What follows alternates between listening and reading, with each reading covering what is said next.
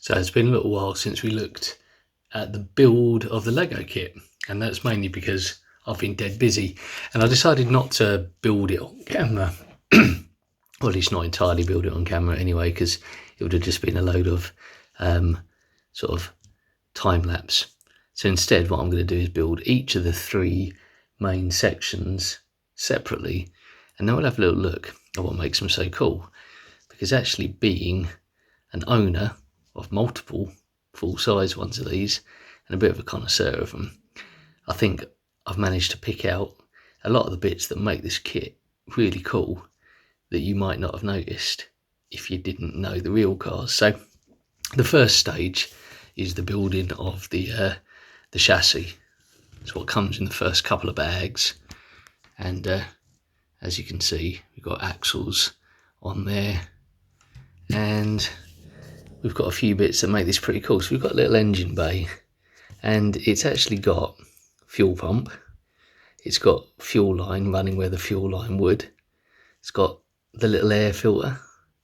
It's got the little housing that joins the air filter, sort of the tube that joins it to the carburetor there. It's got a distributor where the distributor goes. It's got the rearwards downpipe from the exhaust all there. It's got the little fan pulley. It's got everything there that actually looks like a real Fiat engine bay, which is very, very cool. And when you spin it around here, obviously you've got the side profile. Other little bits that they've made some really nice little touches on here are not only have you got the gear stick and the handbrake, but they've actually gone to the effort of putting in the two handles here, the two levers, which are the choke lever on the real car and the starter lever, all there.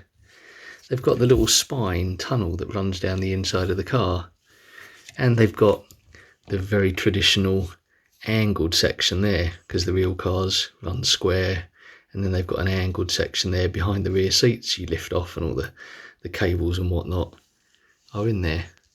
And they've put it all into the little kit, which I think is very cool.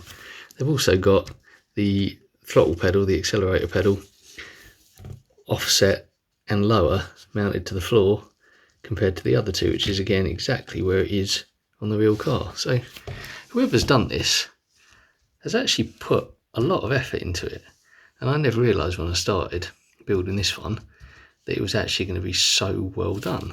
So there you go, that's the inside. The inside, I think, is looking super cool. So nice work, Lego, well done. So having just assembled stage 2 of the build now, again there is some pretty cool stuff in here. So you have the fuel tank, which is in there with the filler. Now the only thing that's slightly amiss with this, which I could swap around, is that the filler actually goes on that side there, so I may rebuild this bit with the filler on the correct side, but other than that, that's pretty cool. When you look around here, the panel gaps are actually probably better than my real cars, but you've got nice hinged doors, and they have the little door cards. They also have the little door handles, which you never want to actually pull on a real car because they will just tear out. And you have the earlier pull to unlatch the door, or that could be supposed to be the window winder. They're in roughly the same sort of place. You have the iconic white round bezel there. This one has an adjustable steering column, which the real cars don't, but still looks quite cool. You've got the key in the centre of the dash there, again exactly like the real ones. Nice hinge doors. The seats hinge in exactly like the real cars ones do, and just like the real one, when you hinge it forwards, it basically catches on the steering wheel. Trim from an F model, again exactly like the real car. They all have these two-tone two-tone seats. In fact, the only thing that's missing from here is there should be a door card that matches that colour. Other than that, it's absolutely very, very cool. And we've got the start of the rear screen going in here with the little air vents for the engine. So quite looking forward to putting together stage 3 and actually seeing how the whole thing looks when it's finished. But yeah, it's very, very cool. Actually, the rear seat also folds. Again, in the real one, it does fold flat, but for a little Lego model, it's quite a cool touch. So that's actually there at all, and the little door handles as well. So there you go, looking good. And so here is the finished product. It has some cool little features that we've talked about before that make it very much like the original. I did swap over the fuel filler because I really fancied doing that and making it look a little bit more like the real ones that I've got. There's a spare tyre in there, little moustache grille, cool little number plate, little Italian sized number plate. Shut that down there. As we spin it around, obviously got the opening doors with the door pulls in exactly the right place. The little door pulls those are the ones for unlatching it. Those are the door pulls for closing it. Again, exactly like the real car. On the real car, however, you probably wouldn't want to pull on these because they tend to just pull straight out, so they're not great. The seats trim is exactly as per the real F model with the white tops and the dark bottoms.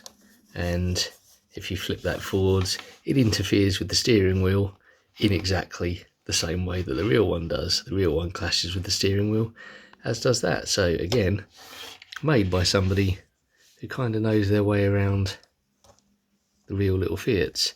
If we whiz it around to the back, the Lego model does come with a travel trunk sort of case that sits on the back there. I've chosen to leave it off, but what we've got is the hinged boot lid, engine cover, deck lid, whatever you want to call it. Again, looks pretty cool. They have done a nice touch with the roof because the roof mechanism is almost identical to the real one. It's got the fold back fabric roof that folds back in 2 stages like that, and is connected in the middle. Again, the real one is connected in the middle, and it pulls forwards exactly like this and then latches down at the front. So speaking as a restorer of the real Fiat 500s, what is my review of the Lego one? Well, I mean, some of the proportions are a little bit off, but I mean, what do you expect? It is made of tiny little bricks, but fundamentally the spirit of it is bob on, and I think it's really, really cool, and I really, really like it. So thumbs up from me, Lego. Nice one.